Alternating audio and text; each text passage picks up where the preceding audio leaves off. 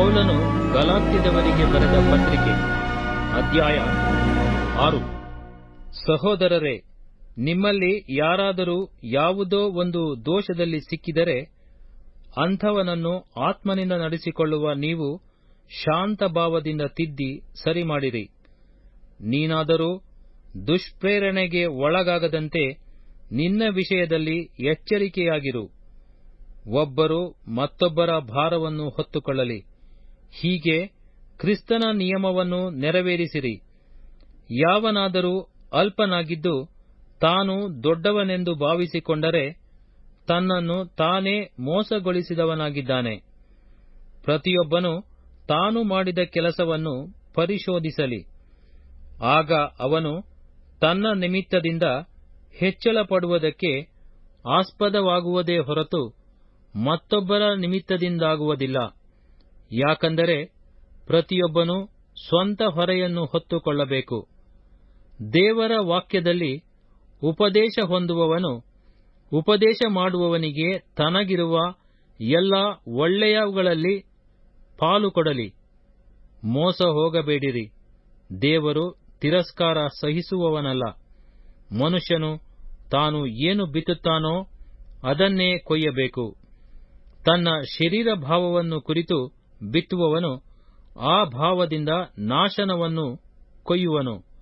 ಆತ್ಮನನ್ನು ಕುರಿತು ಬಿತ್ತುವವನು ಆತ್ಮನಿಂದ ನಿತ್ಯ ಜೀವವನ್ನು ಕೊಯ್ಯುವನು. ಒಳ್ಳೆಯದನ್ನು ಮಾಡುವುದರಲ್ಲಿ ಬೇಸರಗೊಳ್ಳದೆ ಇರೋಣ. ಯಾಕಂದರೆ ಮನಗುಂದದಿದ್ದರೆ ತಕ್ಕ ಸಮಯದಲ್ಲಿ ಬೆಳೆಯನ್ನು ಕೊಯ್ಯುವೆವು.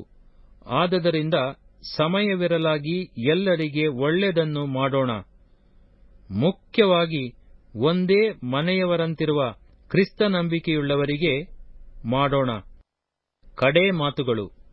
ಪೌಲನು ಸ್ವಂತ ಕೈಯಿಂದ ಬರೆದವುಗಳು.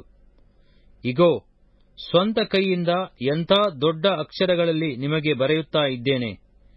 ಬಹಿರಾಚಾರಗಳಿಂದ ಮಾನ ಪಡೆಯಬೇಕೆಂದಿರುವವರು ಸುನ್ನತಿ ಮಾಡಿಸಿಕೊಳ್ಳಲಿ ಎಂಬುದಾಗಿ ನಿಮ್ಮನ್ನು ಬಲಾತ್ಕರಿಸುತ್ತಾರೆ. ತಮಗೆ ಕ್ರಿಸ್ತನ ಶಿಲುಬೆಯ ದೆಸೆಯಿಂದ ಹಿಂಸೆಯಾಗಬಾರದೆಂಬುದೊಂದೇ ಅವರ ಉದ್ದೇಶ. ಸುನ್ನತಿ ಮಾಡಿಸಿಕೊಳ್ಳುವ ತಾವಾದರೂ ಧರ್ಮಶಾಸ್ತ್ರವನ್ನು ಕೈಕೊಂಡು ನಡೆಯುವುದಿಲ್ಲ. ಅವರು ನಿಮ್ಮ ಶರೀರದ ವಿಷಯದಲ್ಲಿ ಹೆಚ್ಚಳಪಡುವುದಕ್ಕಾಗಿ ನಿಮಗೆ ಸುನ್ನತಿಯಾಗಬೇಕೆಂದು ಅಪೇಕ್ಷಿಸುತ್ತಾರೆ.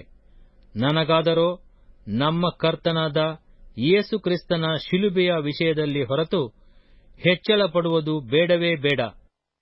ಆತನ ಮೂಲಕ ಲೋಕವು ಶಿಲುಬೆಗೆ ಹಾಕಿಸಿಕೊಂಡು ನನ್ನ ಪಾಲಿಗೆ ಸತ್ತಿತು. ನಾನು ಶಿಲುಬೆಗೆ ಹಾಕಿಸಿಕೊಂಡು ಲೋಕದ ಪಾಲಿಗೆ ಸತ್ತೆನು.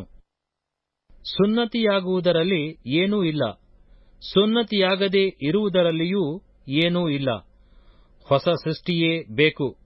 ಈ ಸೂತ್ರಕ್ಕೆ ಸರಿಯಾಗಿ ನಡೆಯುವವರೆಲ್ಲರಿಗೆ, ಅಂದರೆ ದೇವರ ಇಸ್ರಾಯೇಲ್ಯರಿಗೆ ಶಾಂತಿಯೂ ಕರುಣೆಯೂ ಆಗಲಿ. ಇನ್ನು ಮೇಲೆ ಯಾರೂ ನನ್ನನ್ನು ತೊಂದರೆಪಡಿಸಬಾರದು.